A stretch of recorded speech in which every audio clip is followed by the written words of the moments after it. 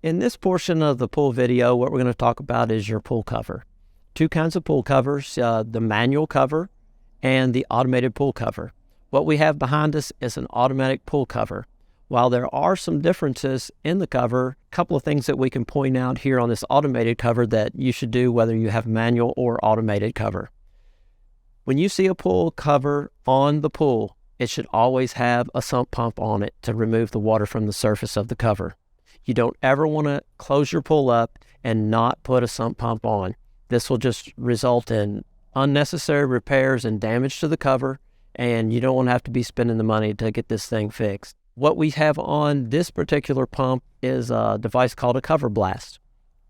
We in the past had been putting hoses on the sump pumps, but sometimes those hoses will freeze up and they won't fall out before the pump actually starts working, and it causes a lot of stress on the pump. With this device, there's no check valve on the sump pump, so all the water, when it shuts off, runs back out of the spout, so it's never in danger of freezing up. So when that pump comes on, it can expel the water off the cover, and you won't have to worry about burning your pump up. Very important, whether you have a manual cover or an automated pool cover, you always want to have the water at mid-skimmer level. That water is very important because it actually supports the cover. These pool covers have the ability to support a great deal of weight, but they can only do that if they have the water underneath to help give them structural support. So always remember to keep your water at mid-skimmer level. Just a reminder to those of you who are going to be having an automated pool cover, you definitely always want to keep this pump on your cover. It's obvious that you would want to keep it on during the winter months, but it's also imperative that you keep this pump on the cover every single time you close it. Your warranty for this cover depends on you having your pump on the cover. Good way to remove the pump, just grab it by the cord, just easily drag the pump over to you, and before you lift it out, just pick it up by the handle instead of dragging it out by the cord. That puts a little bit of stress on it.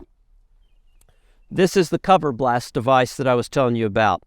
This device will probably shoot the water 15 to 20 feet away from the pool, but you don't have the danger of a hose freezing up.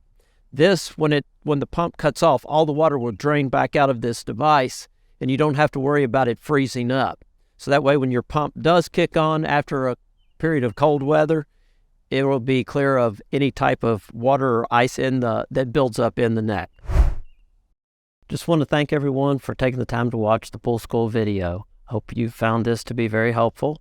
Just a reminder, if there are certain aspects while you're operating your pool that maybe you have questions on, you don't have to watch the entire video. You can go through the table of contents and you can get directly to the area where you have a question. Also, I want to remind you that for your pool warranty, you have to have a monthly water test. You have to take a sample of water from your pool and have it analyzed and record the results in a log. The manufacturer requires this for the warranty, so it's definitely a good idea to do that to protect your interest. Thank you.